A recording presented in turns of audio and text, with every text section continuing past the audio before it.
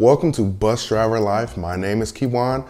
I'm a bus driver. I've been driving buses for a long time. I've driven school buses and I currently drive transit buses in Sacramento, California. So let's blame the bus driver. People always blame the bus driver. Whenever an incident or accident happens, people are always like, these bus drivers, they need to learn how to drive.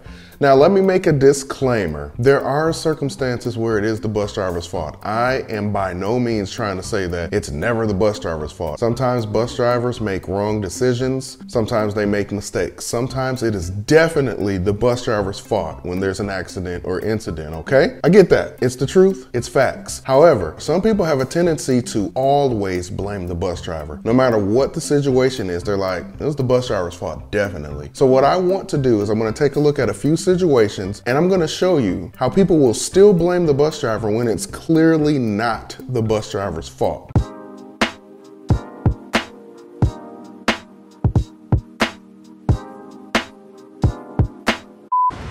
Is everything correct? Okay, there goes the Tesla, and it has one of the Falcon doors open, the Tesla Model X. I love those. Is all right? There goes the bus, traffic lined up, the bus is lined up, and bow, right on the driver's side. Sheesh. How does that happen? Licked it clean. That's crazy. What a fool. So I think we all saw the same video. The Tesla Model X had the Falcon door up. I'm not sure why the door was up. I'm not sure if it was a malfunction or what, but they were driving, there was traffic lined up, and the bus was there as well, lined up with the rest of the traffic. Of course, the bus is a larger vehicle, so it's gonna take up more space than a car. So therefore, you're gonna have to make sure that you go around that bus. Just like when we are driving buses, we are fully aware that our vehicle is larger, so sometimes we may have to split a lane or take up more space so that we don't hit any fixed objects, no parked cars or moving cars. We have to maneuver. So that car, the person driving that Tesla, had a responsibility to avoid the traffic. The traffic was at a standstill. So it seems pretty clear that it was the Tesla driver's fault. And I read the comments under this and the majority of people felt that way too. They were like, what was this driver of the Tesla thinking? Well, let me show you a comment where a person blamed the bus driver for this. This person says, what was that bus driver thinking? Absolute nut job. Well, the bus driver was probably thinking that they were not going to get hit by a Falcon door on a Tesla while they were sitting still in traffic. Then another person said the bus driver was over the white line in the road. And then I responded, it's a bus. It was also not moving at the time of impact. Buses and larger vehicles have to cross over lines often to fit down roads and avoid fixed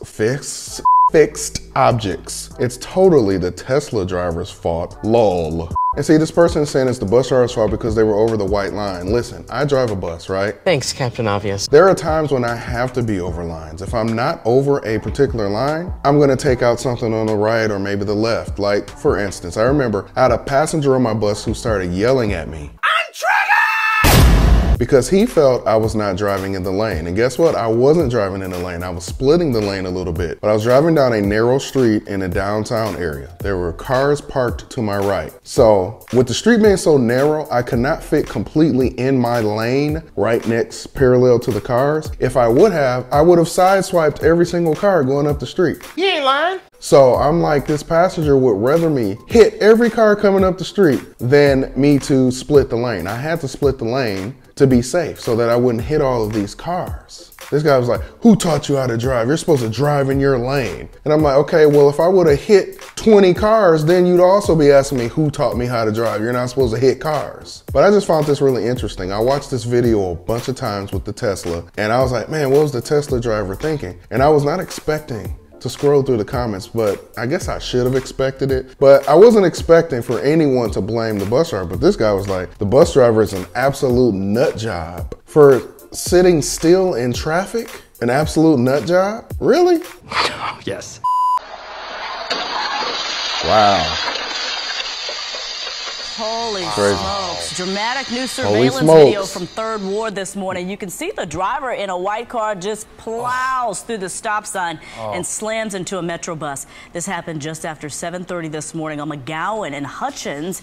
You can see the... Okay, so that's a pretty intense incident right there. And you see the bus driver did have the right of way. And person ran the stop sign. Not only did they run the stop sign, but it looks like they were driving on the wrong side of the road because I can see the limit line there. and it's only on the right side. So it appears that that is a two-way street, and I don't see any one-way signs or anything like that. So the car was clearly in the wrong, but I'm pretty sure some blame will still be placed on the bus driver. Like, were you looking ahead? Were you looking around? You should have anticipated that the car was going to run the stop sign. That driver may still be charged with a preventable. So one thing about driving a bus is whenever you get into an incident or an accident and they take a look at your accident, they're almost always going to say it was preventable. We do have to be extremely vigilant when we are approaching intersections, whether they are controlled or uncontrolled. We do have to look, we have to anticipate that someone's going to do something. However, the only way to completely avoid a situation like this is if we made a complete stop at every single intersection. And that's just not possible. That's not realistic. I don't know what conclusion they came to as far as fault. I don't know if the person driving the car was charged with anything, but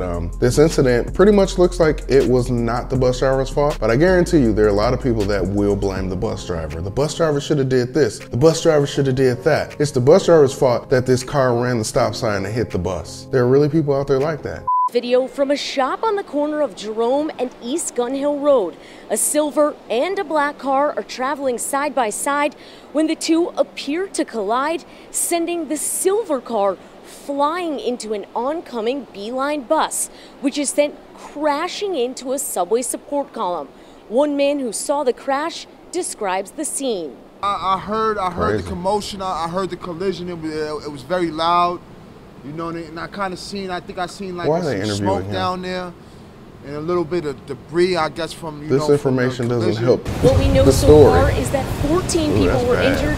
The driver of the bus was taken away on a stretcher, and one 65-year-old man was taken to the hospital with life-threatening injuries. So as you can see, that is a really serious incident right there. And it's pretty clear that there were two cars that collided into each other, and one of the cars then crashed into an oncoming bus, and maybe the driver was trying to avoid it or whatever, but it caused the bus to hit a subway support column. So had those two cars not crashed into each other, the bus would have never hit the support column. So it's not the bus driver that just randomly crashed into a support column, subway support column. Subway support column. Stop it. After watching this video and reading the article, here's the comments that some people left about this incident. One person says, these bus drivers nowadays drive their buses like Formula One. So they're basically saying that the bus driver was at fault because they feel the bus driver was driving fast, when that speed had nothing to do with the incident, on the bus driver's part at least. So blame the bus driver. Let's blame the bus driver, right? The other set of comments says, was he drunk or on medication? Then another person sarcastically said, who put that pole there? It's actually kind of funny, but stop blaming the bus driver.